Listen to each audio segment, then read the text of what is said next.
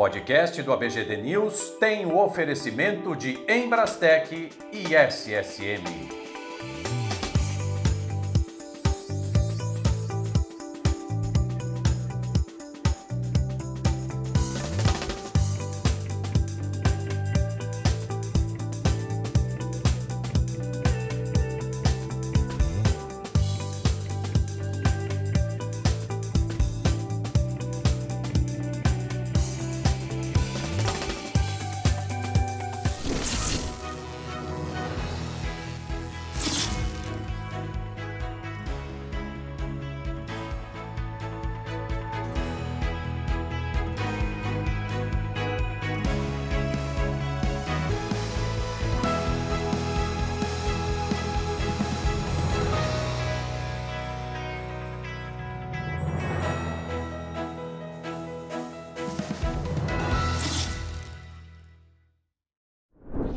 Olá, começa mais um podcast do ABGD News. E hoje eu recebo aqui com muito prazer ele que é cofundador do ePowerPay, engenheiro, tem uma vasta experiência, André Felper. Seja muito bem-vindo.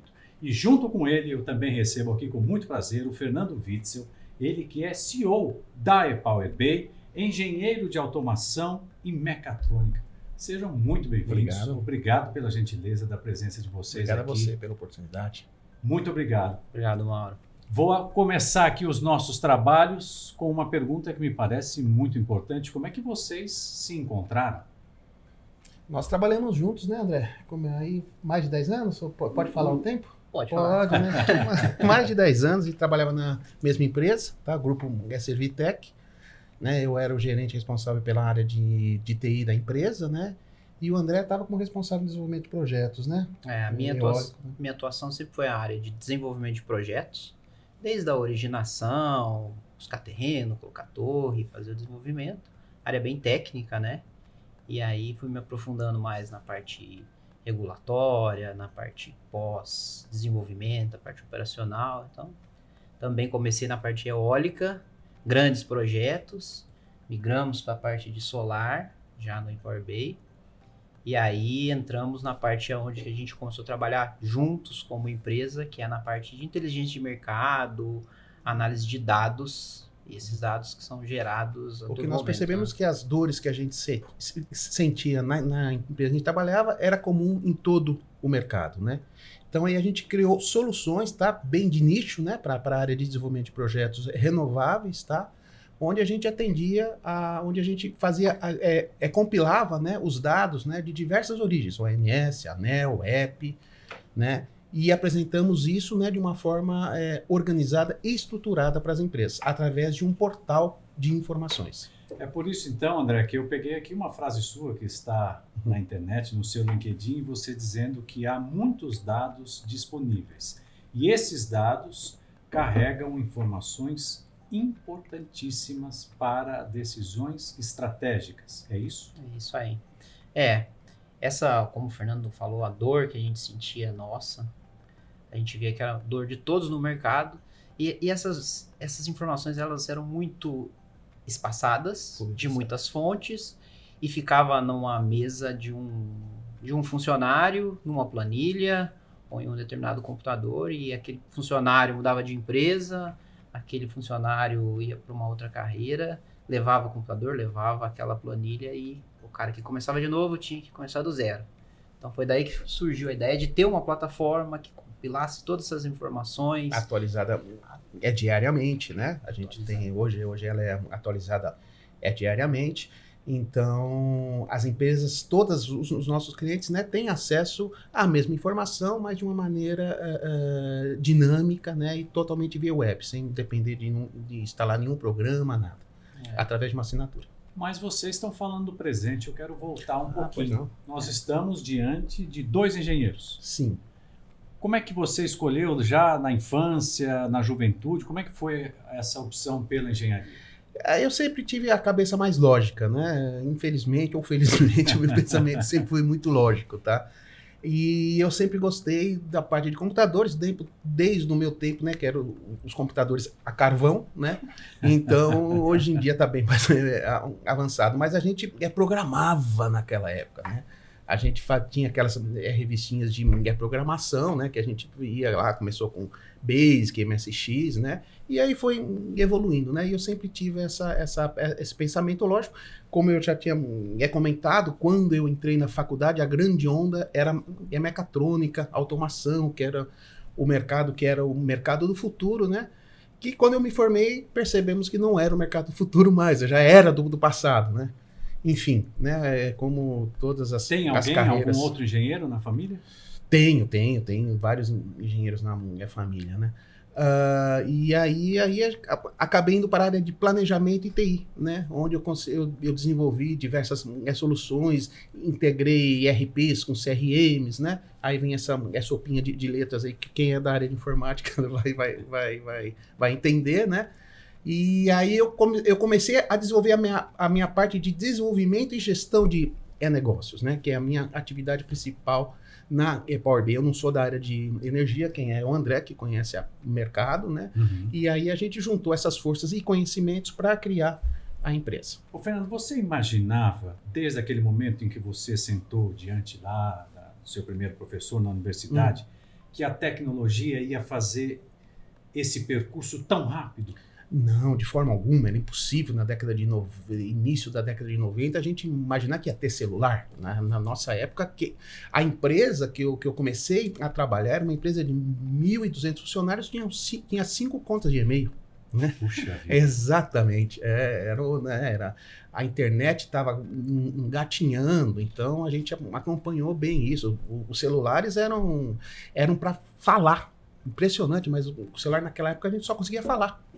Eu acho que hoje em dia a gente não faz isso com o celular. Você sabe que eu me lembro quando tocou perto de mim a primeira vez um celular, o meu primeiro pensamento foi, viu, André? A gente se assusta hoje quando toca o celular. Eu fala, meu Deus. olhei e disse, puxa vida, essa pessoa tem um celular. Eu acho que aquilo porque você pagava para ligar, pagava para receber, o aparelho era caro, a linha era cara.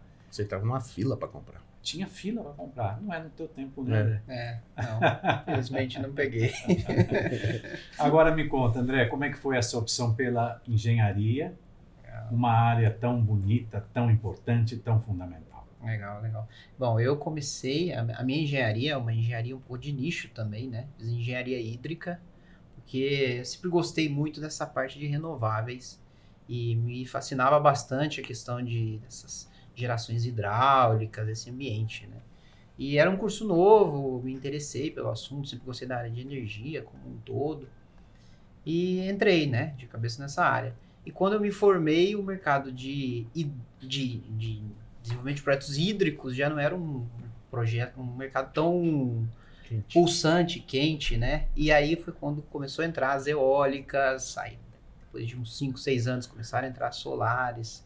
Então foi meio por esse meio que eu tentei sempre caminhar, sempre entender como que é o princípio da geração, como que é o princípio das fontes para gerar energia, desde a hora que ela passa numa turbina até a hora que chega dentro da tomada que você pode utilizar como iluminação, pode utilizar como uma fonte de energia de um computador. André, hoje o poder público, não só o poder público, o brasileiro já entende isso que você acaba de nos dizer?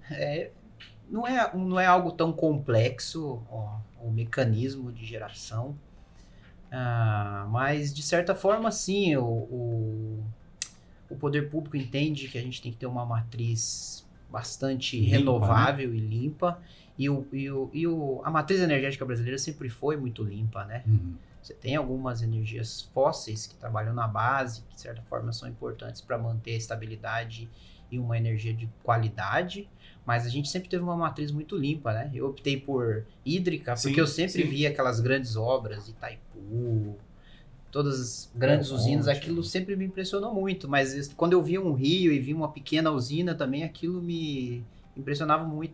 E a gente, como brasileiro, a gente tem esse gosto por ver, né, essas obras legais, essas obras que utilizam, de certa forma, a natureza para trazer o benefício, né? E onde hoje você nasceu, André? Eu sou de Três Corações. Minas Gerais. Minas Gerais. Eu sempre tive muito convívio, né, com essa parte mais natural. Hoje é muito legal você andar e ver em cima das residências, né, os painéis.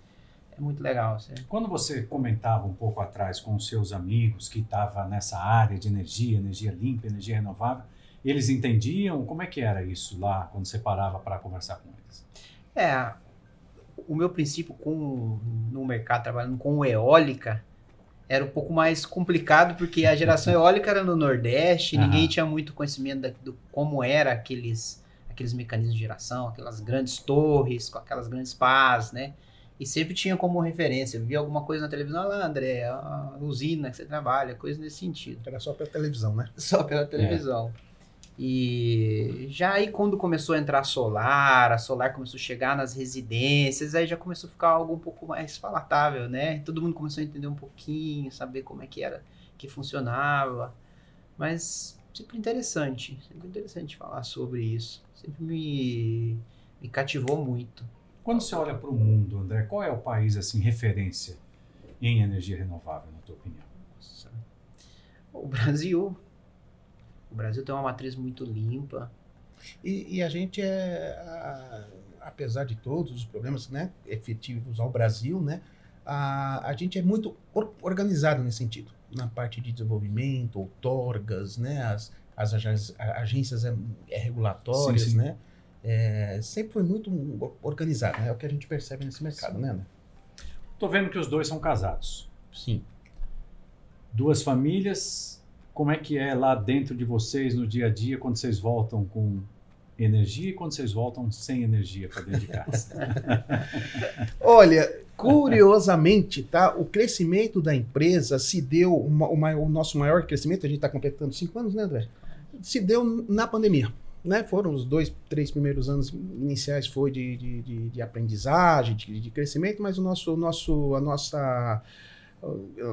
crescimento forte mesmo foi agora, foi na época da pandemia, tá?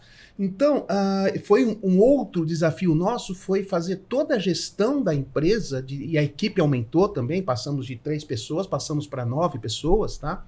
Foi fazer essa gestão no home office, né? E então nós criamos, desenvolvemos diversos processos e soluções para que a gente pudesse trabalhar de uma forma comunicação assíncrona, né? Sim. Que a gente até então era e-mail, telefone, bate do lado, falei aí como é que tá? Não, aí nós tivemos que mudar essa forma de comunicação, né? E a cultura da empresa, de todos os nossos colaboradores, é no trabalho home office. Né? Então, a empresa, por ser nova, né, ela já tem isso dentro do seu cerne, né, que é o trabalho home office. Então, a gente não tem essa dificuldade de voltar para casa sem energia, porque a gente está em casa, né? Lógico que a gente fica sem energia no final do dia. Mas não é difícil administrar isso, esse home office com a vida em casa? É complicado. Não eu acho. Sim, sem dúvida.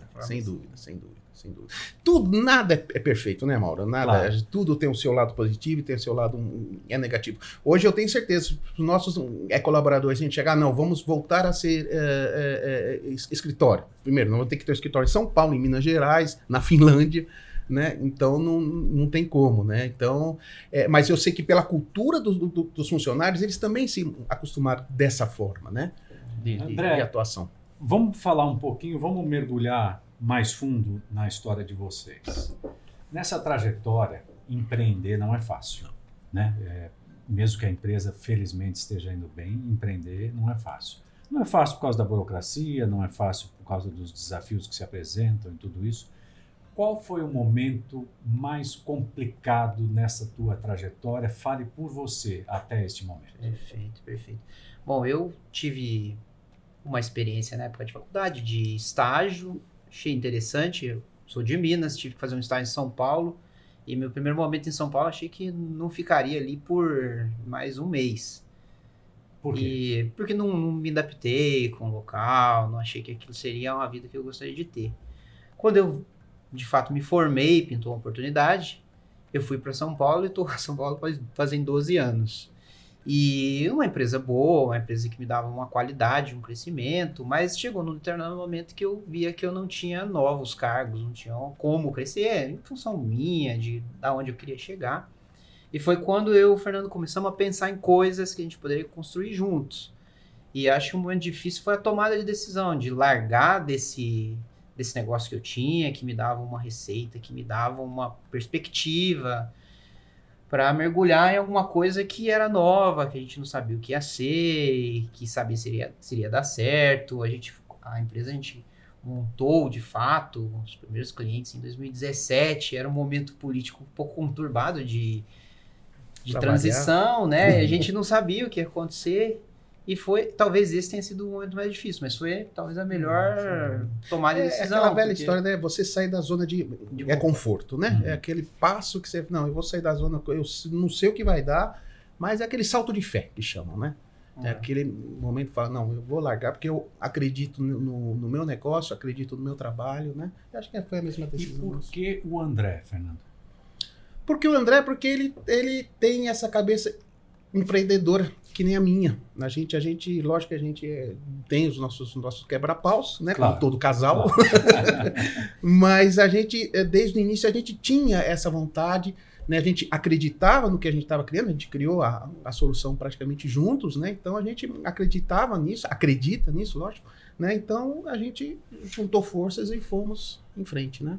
E para você, qual foi o dia assim, ou o momento? Foi esse mesmo momento onde se ele estava há 12, eu estava 18 anos nessa empresa, né, no grupo SRVTech, né, e também estabilizado, uma excelente empresa para trabalhar, um ambiente, né, de trabalho fantástico, mas a gente queria algo mais, né, a gente queria, né, crescer, né, mostrar que a gente tinha mais para dar, né, e foi esse momento, esse salto de fé, onde eu acho que eu fui o primeiro, né, André? Cheguei lá e falei, olha, eu vou deixar a empresa para me dedicar full time ao Power BI. Você lembra a reação dos teus colegas de empresa? Foram assim, né? Foi ao mesmo tempo admiração pela coragem, né? E também teve aquele momento, se você quiser voltar, as portas estão abertas, né? Mas graças a Deus, né? Não houve essa necessidade, né? Histórias de empreendedorismo, eu gosto muito de falar isso porque a gente tem aqui no nosso público certamente pessoas que querem empreender e a história de vocês acaba tendo um efeito multiplicador muito positivo, né? Nessa trajetória até aqui, vocês fariam tudo igual ou mudariam muita coisa ou não? Olha, a gente se preparou olhando para algumas referências de mercado. A gente sempre foi muito digital, né? O nosso modelo é digital, então a gente, desde o princípio, a gente foi muito organizado. Então a gente acredita que a gente acertou mais que errou, mas algumas coisas poderia ter feito diferente, né? Olha, Mauro, como tudo na vida, o sucesso é fruto de muito fracasso, tá? É lógico que o Power BI, no meu caso, não foi a primeira empreitada. Eu tive outras, né? Onde sim fracassei, né? Mas o fracasso sempre vem com aprendizagem, né? E baseado nessa aprendizagem que a gente conseguiu, né, criar uma empresa de sucesso, né, e que está fazendo a diferença no mercado. Então, quando você falhar, errar, né, tenha certeza que você aprendeu. E essa aprendizagem vai te servir de valia em algum outro momento no futuro. Antes de falar um pouco mais da empresa, André, o que você pode dizer para quem quer empreender nessa área nossa da energia renovável?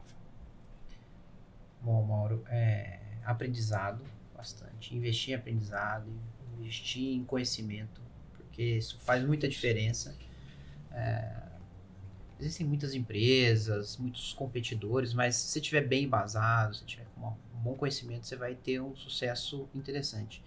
E como o Fernando falou, insistir, né? Ter persistência, aprender com o que não deu certo, aprender com experiências de quem tentou empreender e não deu certo. Então, e sempre buscar essas referências boas, referências de mercado, né? Essas empresas que estão estruturadas e mirar num objetivo interessante, né? Que seja que negócio, né? A frase é meio piega, mas funciona. Mire nas estrelas para bater na lua, né? Mais ou menos isso, né? Por aí. Como é que surgiu o nome? Quem é que escolheu o nome? Como é que foi? Foi uma vasta pesquisa, não foi? Nossa, gastamos milhões e milhões. Foi que bem. Foi numa mesa de bar. Não, a gente foi escrevendo no caderninho, encontramos uma, aí eu pesquisei, ver se tinha o domínio público, né? Tava livre o domínio público, tanto .com quanto .br, fomos nela. Fomos nesse nome, tivemos um processo da eBay, né? Mas passamos, mas não, conseguimos manter o nome conosco.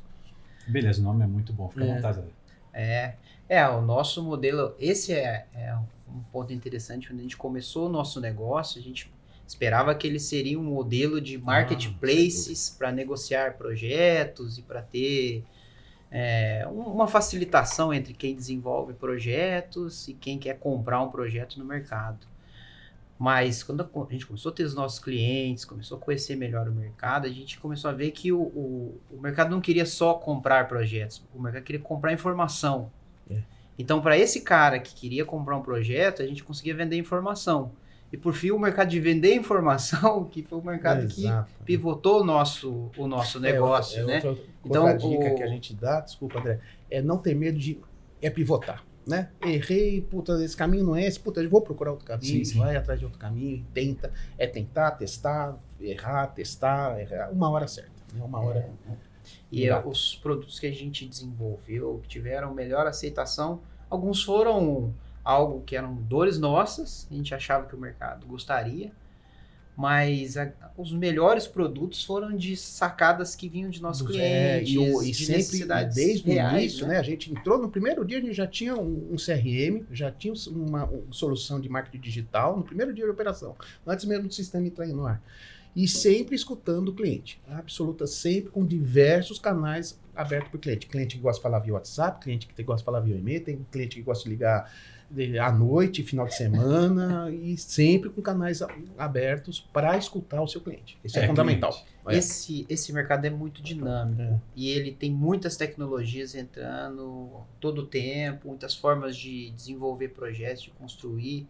Então, o que a gente pensava na nossa visão de desenvolvedor de uma forma, outras centenas de empresas poderiam estar fazendo de formas diferentes. Então, eles davam alguns feedbacks, a gente ajustava nosso produto, colocava para rodar. Aí vinha outra, faz aqui, aí a gente ajustava de novo.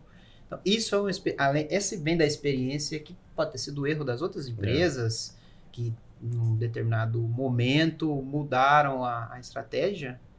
E aí a gente foi tentando pescar isso para eles. Porque isso para eles é bom, que o sistema se torna melhor, a solução se torna melhor, e para a gente também, né? A gente aprende muito com esse processo. Com certeza. Bem, hoje o EPAUErbay é parceiro da ABGD, realizando um trabalho fantástico. Claro que depois a gente vai aprofundar isso num outro momento, mas eu queria que você explicasse um pouquinho, mais uma vez, o que vocês fazem e dar alguns exemplos, até porque a gente tem um material que você produziu, né, que depois a gente vai usar também para mostrar para os nossos internautas, para os nossos telespectadores. Fique à vontade, André. Legal.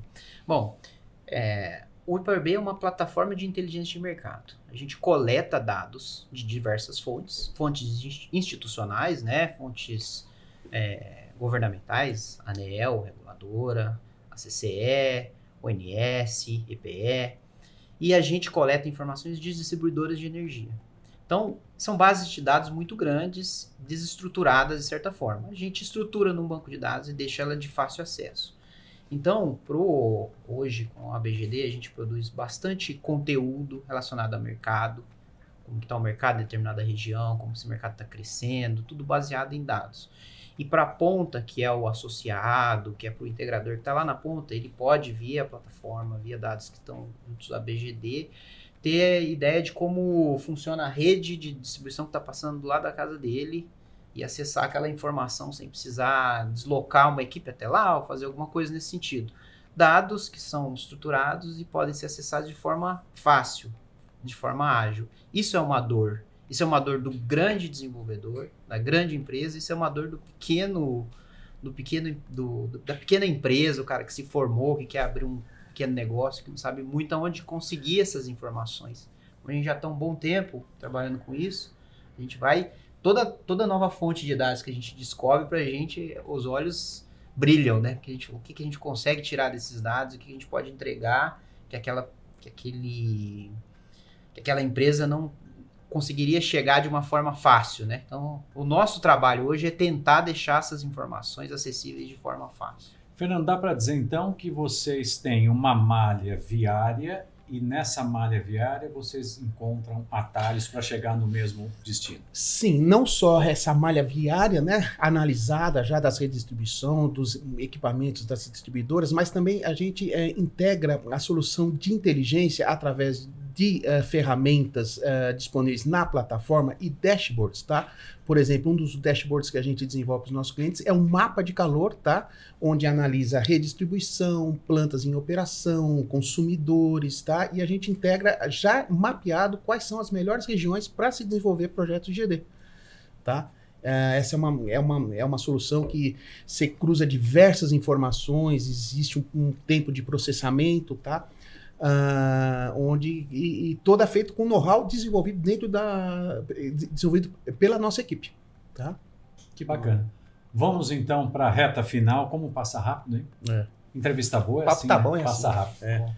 Redes sociais, site é o principal instrumento para vocês. Fiquem à vontade. Sim. O nosso site é epowerbay.com, tá?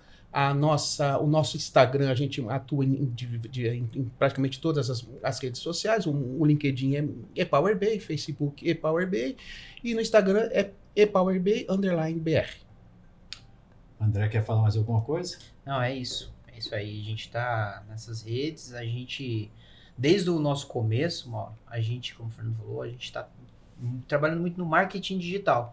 E a gente produz muito conteúdo do setor, com olhar técnico, mas tentando dar um olhar mais de mercado, né? Um pouco mais palatável, porque algumas coisas no setor elétrico são bastante complexas, né? Então a gente tenta trazer para uma linguagem um pouco mais tranquila, né?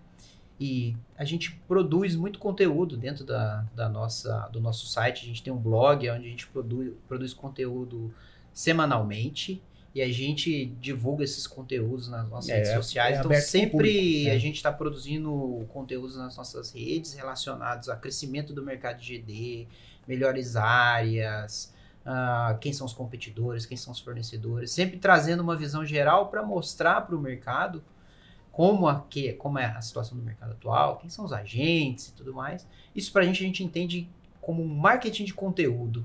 A gente mostra que a gente tem valor com o que a gente produz e traz informação de qualidade para o setor, né? Então a gente tentou sempre, desde o primeiro momento que a gente começou até agora, produzir um conteúdo por semana, alguma coisa assim. Então, lá no nosso blog tem desde quando a gente começou até agora, já deve ter mais de 500 conteúdos publicados sobre alguma coisa relevante de setor. E as pessoas podem se inscrever no nosso blog, né, na nossa malha direta, através do site e receber esses conteúdos no seu e-mail. Sem dúvida, muito importante isso, né? Até porque a gente está vendo tanta mudança mesmo depois da aprovação da 14.300 e por aí vai. Não sou eu aqui que vou dizer isso para vocês que estão muito mais dentro do mercado. Aliás, que mercado, hein?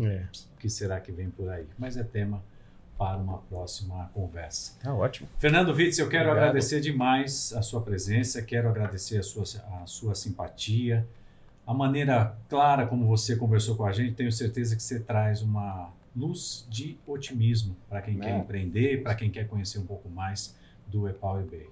Ótimo. Meu querido André, nome do meu irmão. Bom demais poder te entrevistar, a gente já tinha se falado algumas vezes e agora fica aí essa parceria cada vez mais forte com a BGD. Em nome da BGD eu agradeço vocês dois e por favor fiquem à vontade aí para as considerações finais. Legal. Mauro, um prazer, te agradeço, eu agradeço. Né? Um papo legal, um papo bacana, a gente está totalmente à disposição do canal, da BGD News, da BGD como associação, a gente está disposto a ajudar da melhor forma possível. Quem precisar, a gente está total disposição. Tá ótimo. Eu passo minhas palavras a dele e tamo junto. Vamos em frente. Sociedade que nasce na mesa do bar, dá certo. Dá certo, ou se dá. Sucesso para vocês. Tá, joia. Obrigado, Mauro. E obrigado a você que me acompanhou até agora em mais um podcast do ABGD News. Siga as nossas redes sociais, visite o site da ABGD, tem muita informação bacana para você. Tchau, tchau, tudo de bom e até uma próxima edição.